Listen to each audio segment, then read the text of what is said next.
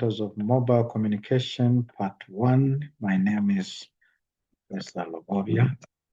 The presentation outline will look as follows. We'll look at Introduction to Mobile Communication Systems, look at the key features of any mobile communication system, the applications, basic structure.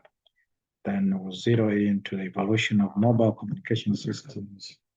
Then we'll end with the future trends in mobile communication systems. Let's begin with a word of introduction. So, mobile communication is nothing but the transmission of voice, data, text, and other multimedia content between two or more users without requiring any cable connectivity or physical connection. So it enables users to communicate while moving from one location to another.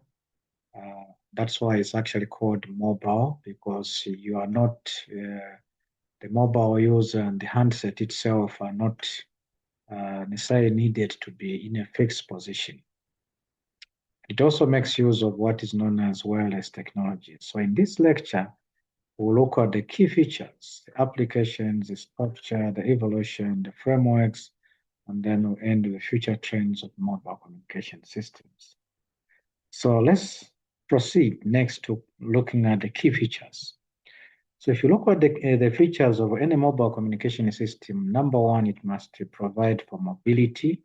And this mobility comes with the use of what we call technically a mobile station, or simply a mobile phone, a handset. So these handsets will also be portable, and the network itself will provide wide coverage, and it's also wireless in nature. And in terms of the data that we are transmitting, we can transmit real-time communication data as well as non-real-time communication.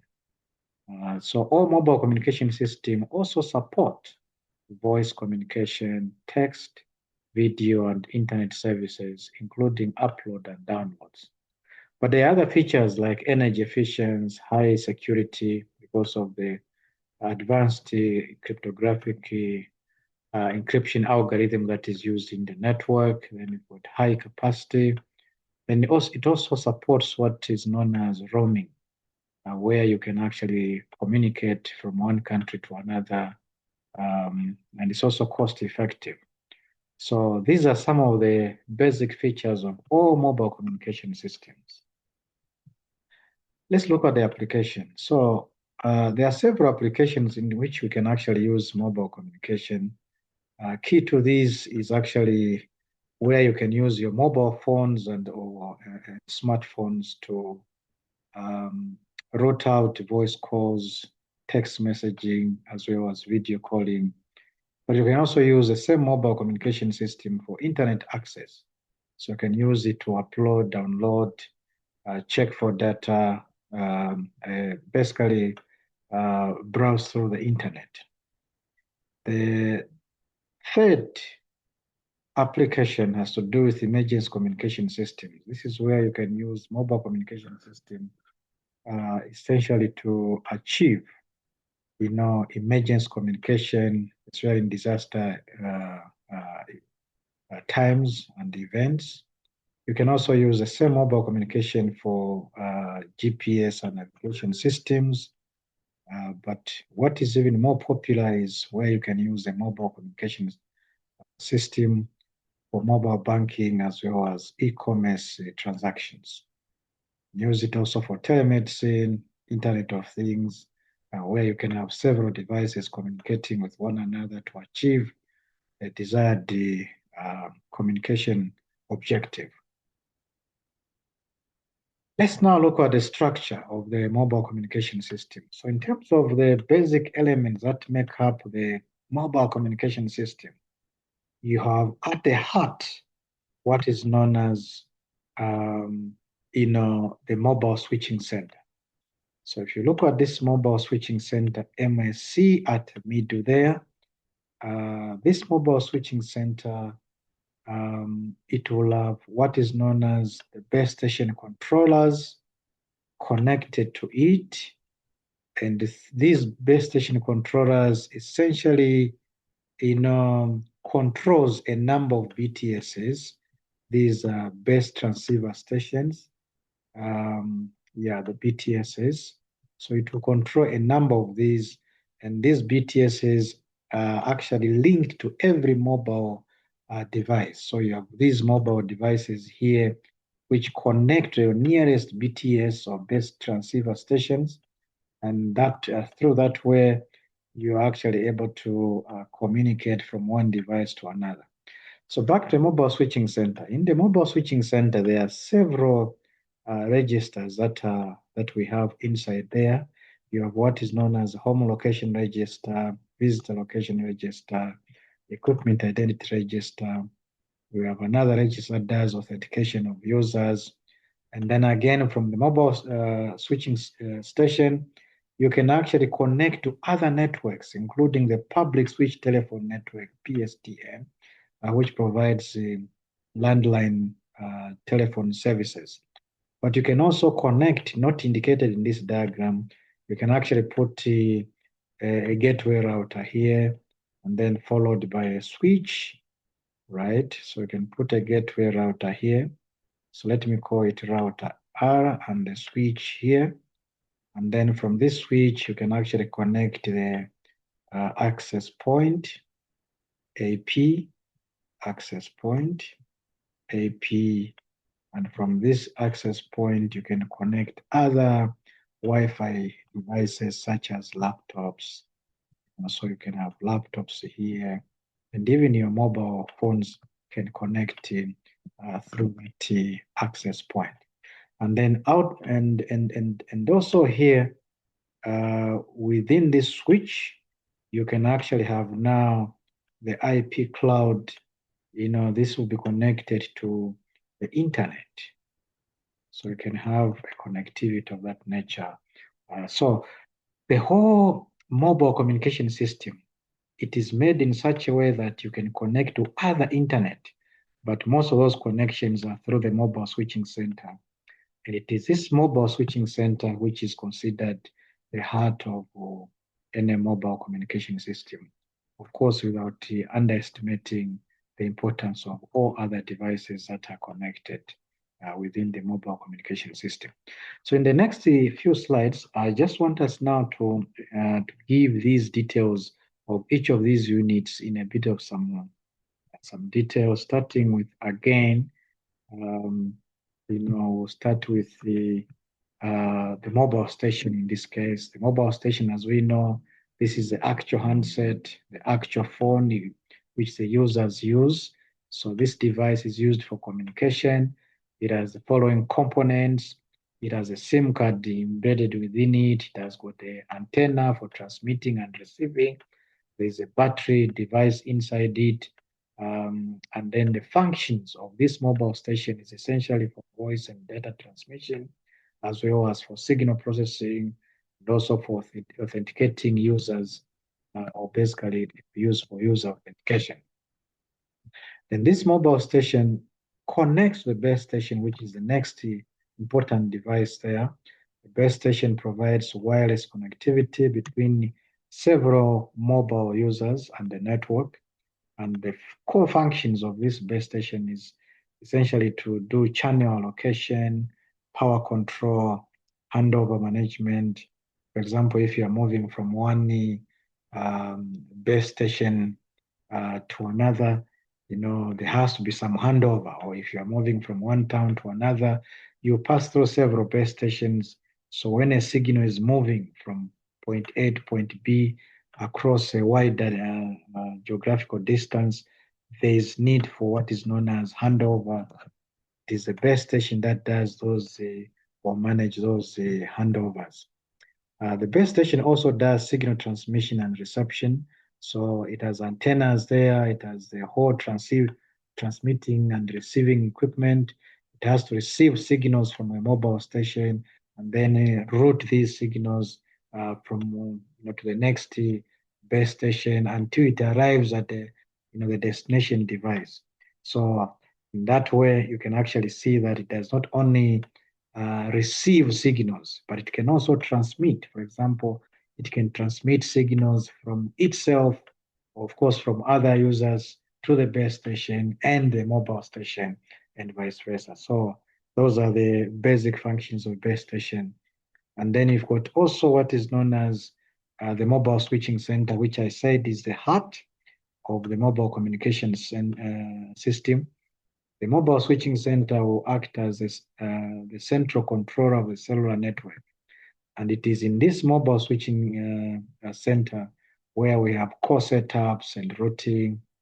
We have billing support, network switching is done there, and also management of mobility of all the devices or mobile stations that are connected to it. Then you've got within the mobile switching center several registers, right? So the first register is the home location register, which is essentially a database containing permanent subscriber information. So all the local subscribers that um, are registered, right? They are contained within the home location register, which is essentially a database containing permanent subscriber information. So within that home location register, it will store number one, the user identity. Number two, it will also store a service profile of all the users and also the current location of all the users that are connected within that mobile switching center. Then the next important register is known as a visitor location register. So in the visitor location register, this is a temporal register, a database storing information about roaming users. And when we talk of roaming users, this could be users from another town to where the mobile switching center is. So if you're coming in that town for the first time, it will keep your details will be kept in the visitor location register. And one of the key functions of the visitor location register is essentially to support mobility, reducing network traffic, as well as to improve call handling efficiencies. And then you've got also what is known as,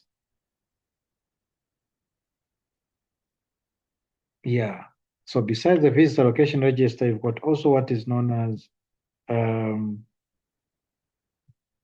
the equipment identity register. In the equipment identity register, together with the authentication register, let's begin with the equipment identity register. This one, the main focus essentially is to have mobile device identification, and it checks what is known as the IMEI number of every device. Every device will have that number. So it will check and it will store, write that number. Then it will also use that number now to detect, any stolen or invalid devices that may be connected to the mobile communication system. And then in terms of its security role, the equipment identity register also does device security. So using the IMEI number, you can actually use it to secure or identify stolen devices.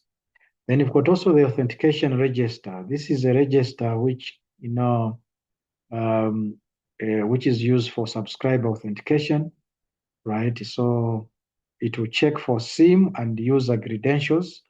If the SIM and the user credentials are authentic, then that user is allowed to use the network. So it will essentially verify legitimate users from non, and also checks out for those that are not legitimate users. In terms of its security role, it's very, very important also for security of the network, because you want to ensure that only authorized users, only authentic users with proper SIM and the user credentials that has been provided is actually they're allowed to be on the network. Next, let's look at now the evolution of mobile communication systems. So the mobile communication systems as we know them today have really, improved, right? There's been a lot of advances, a lot of improvement, but this journey to where we are today started with the first generation mobile communication system in the 1980s. And these first generation mobile communication systems were transmitting purely analog signals, and they were purely transmitting voice calls, no SMSs, no internet as we know it today. And because of that, they had low capacity. There was a poor security of signals they transverse, over the network. So that was the 1G. Then we moved on in the 1990s to 2G. So between 1980 to 2G, I mean to 1980 to 1990, we were essentially under 1G. Then in the 1990s, we moved on to second generation of mobile communication system. And under this system, we had now digital signals, moving away from analog signals. Voice calls continued, but there was a small addition. So in addition to voice calls, SMSs or short messaging services came into play where you could actually send a message. And you will also take note that even the height of your antenna, for the first G, if you compare to the one on the second G, the size of the antenna was becoming shorter. So you can actually see in this diagram here that if you look at that antenna for the 1G compared to the one under 2G, it's far much shorter under 2G. And why is it so? Is because remember in 1G we are operating at much, much lower frequency. But as you move to 2G, the frequency is increasing.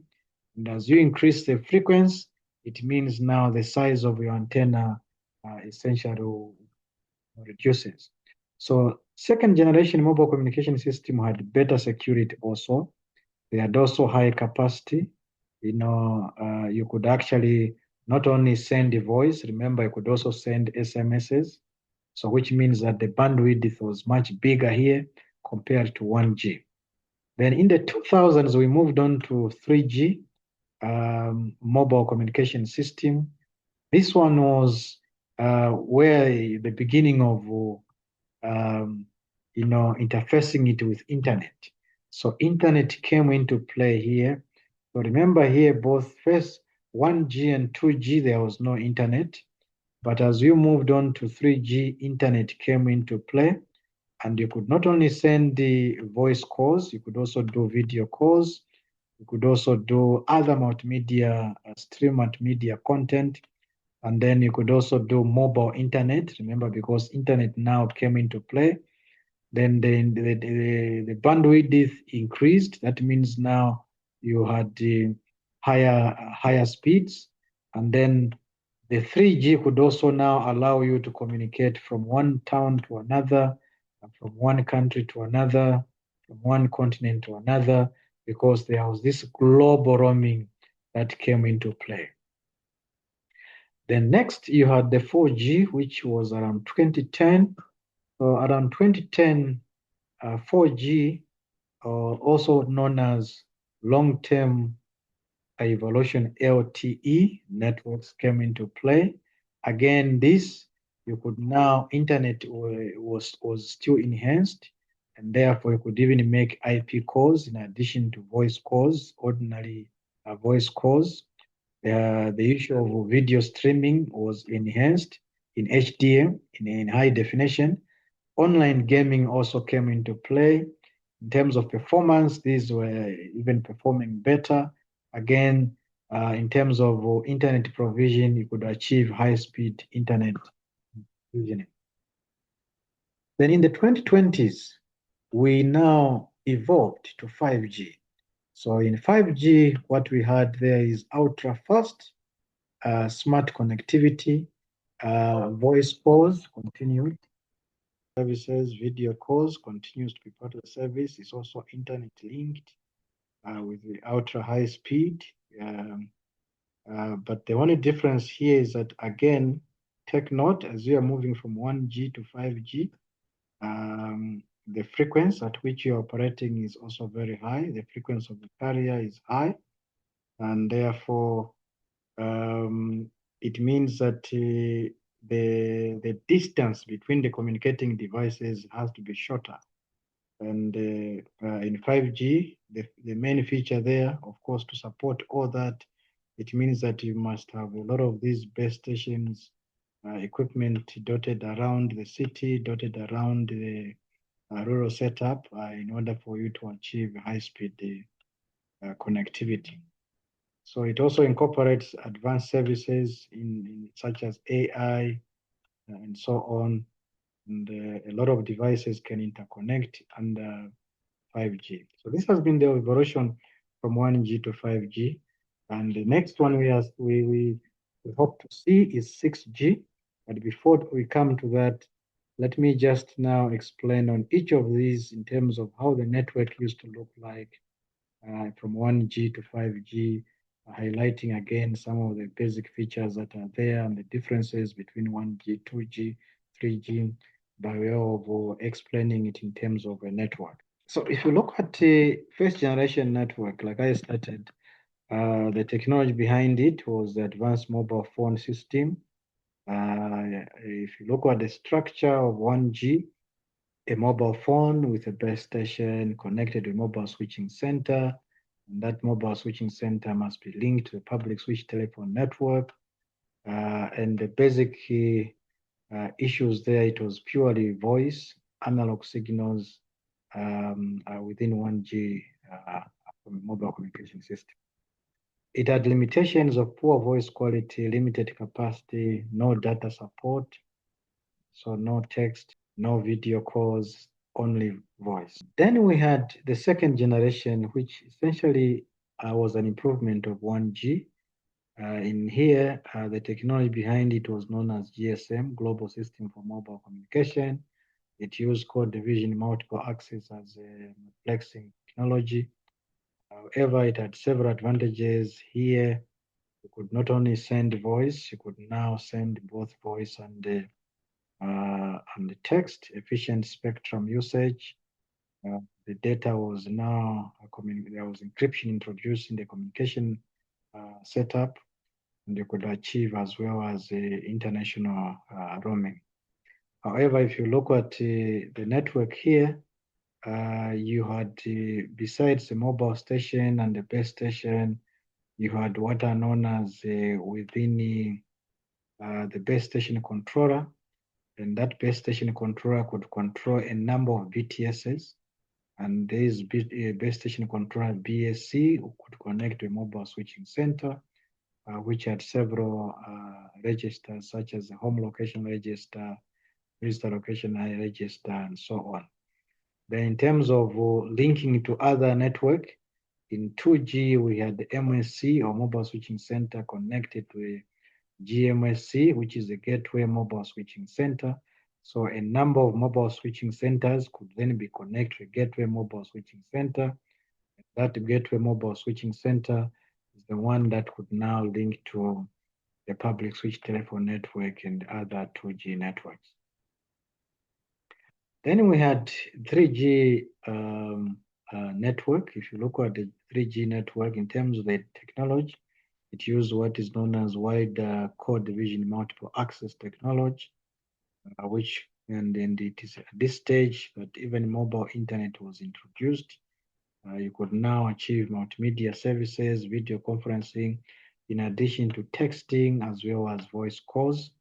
And if you look at the network there, it had two parts now. You had the access network as well as the core network. In the access network, which is the network, here, you had essentially this part acting as your access network, consisting of node B, right, which were essentially the base stations, and also the radio network controller, which would again control a number of BTSs, and then these would be linked to not only the mobile now, you could also have the laptop being connected to a mobile communication system. Then we had also at the core network, we had what is known as a serving GPRS support node, and also the gateway GPRS support node. The serving A GPS support mode could be connected to the PSTN, or the gateway GPS support node was actually connected to the internet as well as other 3G network. So that's the difference there. So if you look at the network structure, it was getting more advanced, and to support all these high data requirement, to include not only voice and text, but also mobile internet, multimedia, as well as video conferencing. Then we moved on to 4G. If you look at the structure of 4G, which is known as LTE, long-term evolution, this is where again you have WiMAX, coming in. It's part of the 4G network, except WiMAX is purely used for, it's mainly used for video applications such as surveillance systems, but LTE could be used for voice transmission, texting, as well as multimedia transmission and other mobile internet services. So, and that's why we had services such as high definition video streaming, online gaming, voice over IoT. And in terms of the structure, again, just like 3G, you have the access network side consisting of the E node B, right? And then you've got also the core network, which is now called Evolved Packet Core Network, consisting of what are known as saving gateways, um, PDN gateways, linking to the, which links to the internet and other multimedia subsystems, including the public switch telephone network. And then you've got also within the core network, what is known as the mobility management entity, as well as the home subscriber server. All these essentially are intended to handle, high-speed internet services, including HD video streaming, online gaming, among other services. Then lastly, we had now the 5G. Within the 5G there, again, the network expanded, consisting of the access network as well as the core network. The core network is called the 5G core network, 5GC. And within that core network, you had now these subsystems which are called the functions.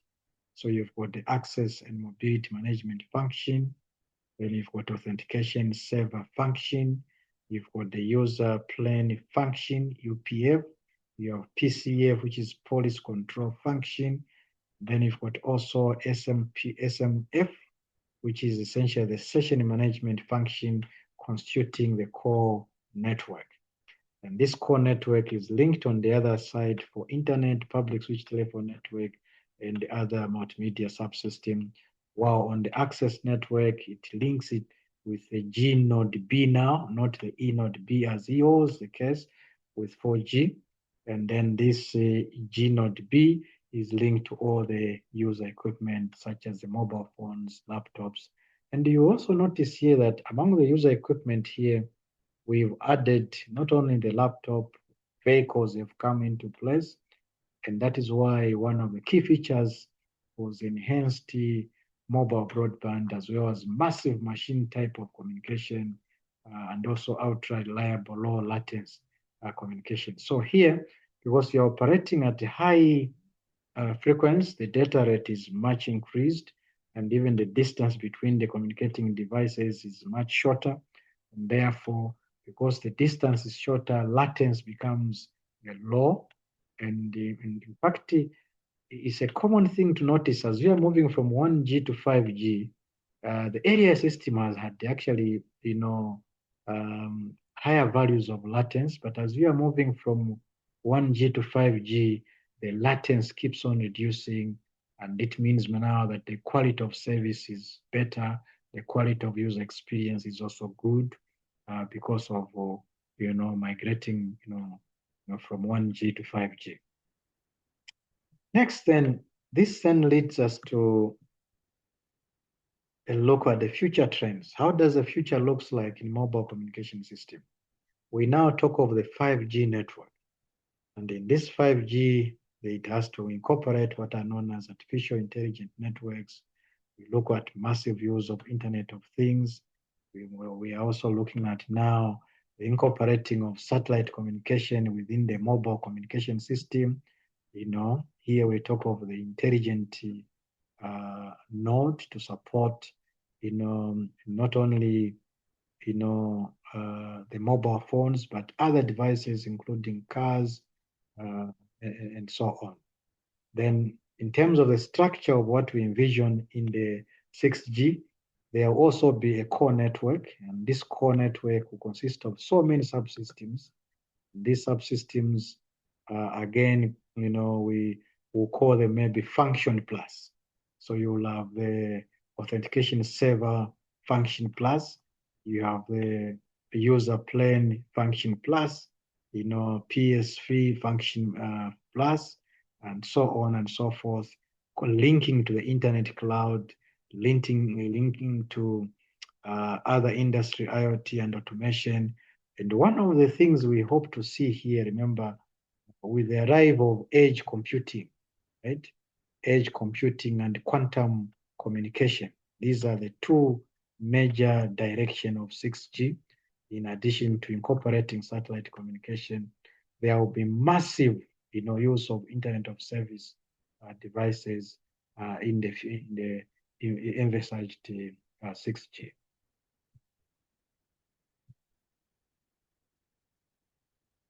So take note, so many devices will actually be increased, will be used in the 6G. There will be not only the mobile phone, the cars, the laptops, the watch, even your fridge might be part of it, your television, and many other devices, user equipment will be actually needed here, to be involved. Remember, massive use of Internet of Things. When you talk of Internet of Things, it's every device communicating to another device to provide a desired service. Yeah, so expected future of 6G, like I said, communication will be at a much higher frequency in the terahertz.